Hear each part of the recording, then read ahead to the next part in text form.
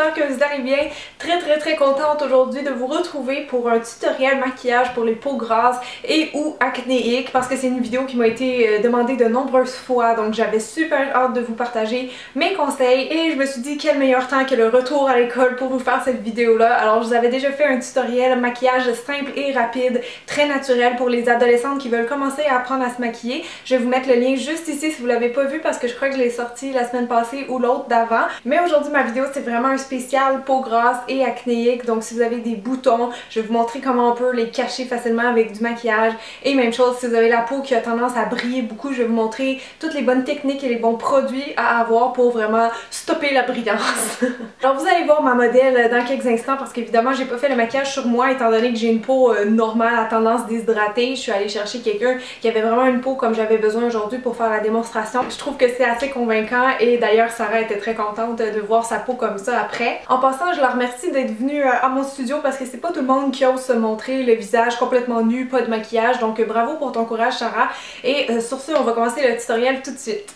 Donc la première étape avant même le maquillage, très important, c'est de commencer le maquillage en fait sur une peau propre, fraîchement lavée idéalement. Moi pour les peaux grasses ou acnéiques, j'aime vraiment beaucoup le gel Clean Hands. En fait c'est pas moi qui l'utilise, c'est mon copain parce qu'il y a la peau grasse avec des boutons et à chaque fois qu'il utilise ce nettoyant là, sa peau est vraiment plus mate et vraiment plus belle. Donc si vous en cherchez un bon vraiment pour les peaux qui brillent beaucoup ou qui ont des boutons, vous pouvez essayer celui-là. Mais si par contre vous êtes pressé ou que bon vous avez pas ce produit là sous la main, ce que vous pouvez faire c'est d'utiliser un tonique. Alors la lotion tonifiante ça sert à plusieurs choses, donc si vous n'avez pas le temps de laver votre visage, au moins venez passer un petit peu de tonique avec un coton sur votre visage parce que ça va enlever les restants de maquillage, des petites impuretés qui se retrouvent sur la peau et ça vient aussi rééquilibrer le pH de la peau, donc ça vient le remettre neutre. Et c'est important de faire ça si vous avez la peau grasse parce que parfois ça m'est déjà arrivé de maquiller quelqu'un qui avait une peau grasse puis les produits comme les fonds de teint ils tournaient sur sa peau. C'est le sébum qui peut faire ça apparemment, donc commencez vraiment avec une base propre, comme ça le maquillage va tenir plus longtemps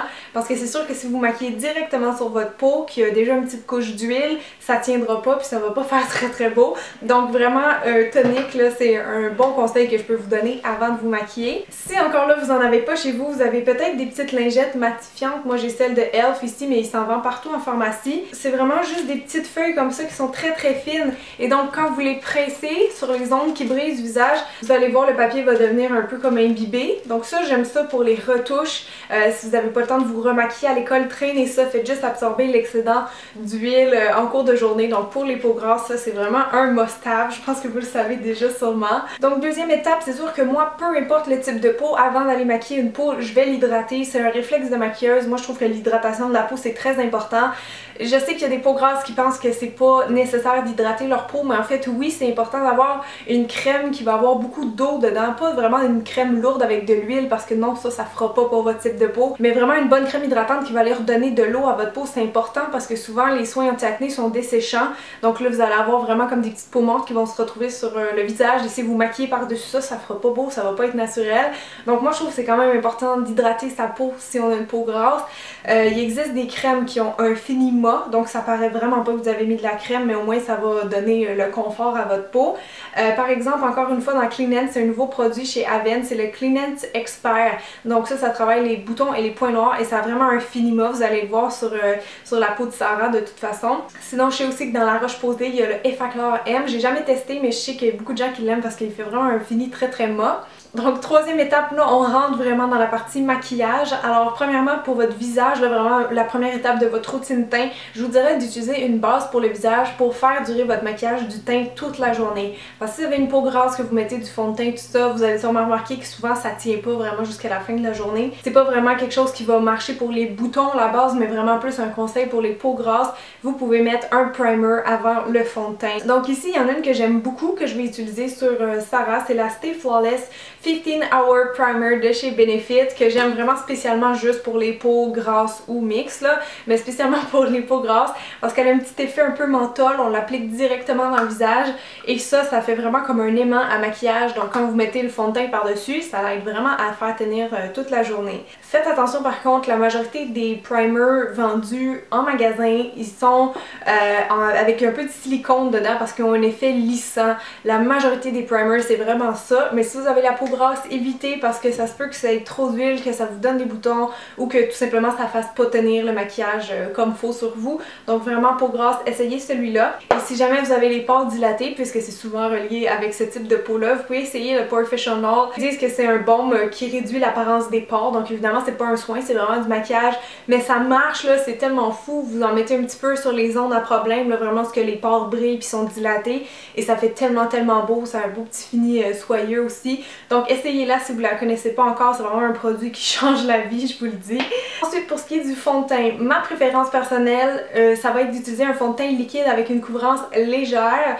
Pourquoi? Parce que souvent on a des endroits plus regroupés à certains endroits du visage et si on vient directement avec un fond de teint couvrant qui est très épais, qui est lourd partout dans le visage, ben on se retrouve à cacher un peu les zones du visage qui sont belles ou ce que la peau est belle naturellement, puis ça fait pas naturel parce que on a vraiment l'impression de porter un masque. Et moi le maquillage que je voulais faire aujourd'hui, c'est oui aller cacher les rougeurs, les boutons, la peau grasse, mais vraiment que ça ait l'air naturel. Donc c'était ça mon défi aujourd'hui. Donc pour ça, je vous dirais vraiment commencer partout avec un fond de teint liquide.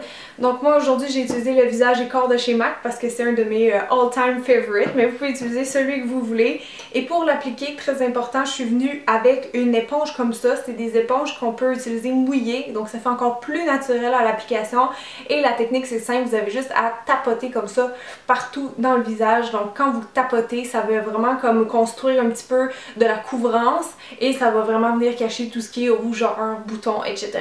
Donc si vous n'avez pas ça, vous pouvez utiliser vos doigts, votre pinceau, mais honnêtement pour les peaux acnéiques, je trouve que c'est le meilleur outil parce que ça fait une couvrance, mais encore une fois avec un fini très naturel. Donc vous allez voir que même si mon fond de teint MAC est très léger, ça vient quand même juste unifier son teint puis commencer à cacher un petit peu les boutons. Puis une fois que c'est fait, évidemment là, les boutons sont pas encore tous cachés, il y a des petites rougeurs aussi autour du nez que je veux venir enlever.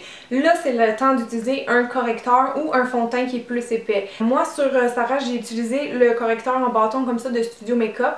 Je l'aime beaucoup parce qu'il est très couvrant, il est très opaque, mais il est pas trop gras, il est pas trop huileux, il a une texture un peu cireuse, donc je trouve qu'il accroche bien sur la peau puis qu'il tient bien. Pour l'appliquer, c'est sûr que vous pourriez y aller directement puis fondre avec le doigt, mais je trouve que la meilleure technique pour faire vraiment une bonne couvrance des boutons naturels, c'est d'utiliser un petit pinceau rond synthétique. Donc je fais juste en prendre un peu avec mon pinceau comme ça. Et la technique, c'est que je viens buffer, ça c'est le terme en anglais, je sais pas en français comment on pourrait dire, mais vous faites juste comme un petit rond, vous effleurez le bouton, ça va commencer à le cacher tranquillement. Sinon vous pouvez essayer de tapoter comme je dis pour monter un petit peu la couvrance, mais vraiment la technique là d'effleurer, ce qui arrive avec ça, c'est que ça va pas faire de démarcation avec le reste du fond de teint. Donc ouais, j'ai tout simplement passé ce correcteur là avec mon petit pinceau rond partout où il y avait des boutons et je trouve que ça cachait vraiment suffisamment.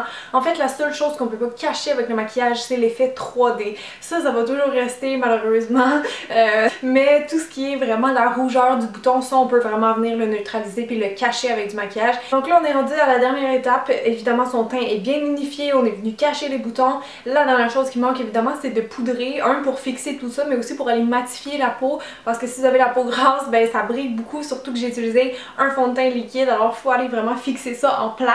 Alors vous avez le choix, vous pouvez utiliser une poudre libre qui fait très naturel et qui va bien fixer le maquillage ou une poudre matifiante. Donc moi sur Sarah j'ai utilisé cette poudre là, c'est la Sexy Mama de chez The Balm qui se présente comme ci. Donc c'est une poudre qui est transparente sur la peau et qui matifie très bien. Et ça je vais appliquer avec une petite houppette comme ça que vous pouvez trouver vraiment facilement en pharmacie, ça coûte rien puis je trouve que c'est vraiment pratique à avoir si vous avez une peau qui a tendance à beaucoup briller parce que j'ai l'impression qu'en prenant du produit avec ça puis qu'en le tapotant sur la peau, ça vient vraiment très bien fixer le maquillage. C'est comme si vraiment on rentre dans la peau, donc pour matifier ça marche super bien les houpettes si vous avez une peau très grasse. Sinon si vous avez la peau plus mixte ou qui brille pas à ce point là, que c'est plus pour fixer le fond de teint sur les boutons, vous pouvez utiliser un petit pinceau rond comme ça. Donc vraiment n'importe quelle sorte, ça n'a pas d'importance là, mais vraiment un petit pinceau rond, c'est pratique à avoir parce que si vous poudrez votre visage avec un gros pinceau comme ça, les pinceaux vraiment traditionnels pour la poudre dans le fond, c'est pas bon parce que c'est tellement large que ça va diffuser beaucoup la poudre, vous n'allez pas vraiment matifier puis fixer en place.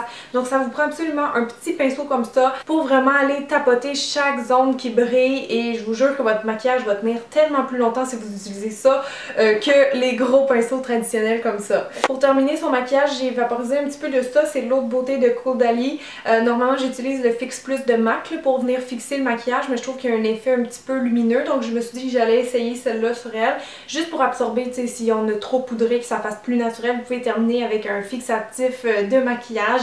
Vous en avez dans plusieurs marques là, comme Urban Decay et compagnie. Donc ça, c'est si vraiment vous voulez prolonger au maximum la tenue de votre maquillage, ben, vous pouvez terminer avec un petit spray comme ça. Mais sinon, c'est tout. C'est vraiment toutes les étapes que je fais, que je ferais sur une peau grasse et ou acnéique. Donc je vous ai vraiment montré tous mes produits de prédilection et c'est quoi vraiment ma technique de maquilleuse pour aller faire un teint parfait à quelqu'un qui a une peau avec des imperfections un petit peu. Donc voilà, je pense que c'est tout. Si jamais vous voulez avoir plus de conseils, rendez-vous sur mon blog. J'ai mis l'adresse dans la barre d'infos. Cliquez, je vais mettre plein d'autres astuces auxquelles je pense.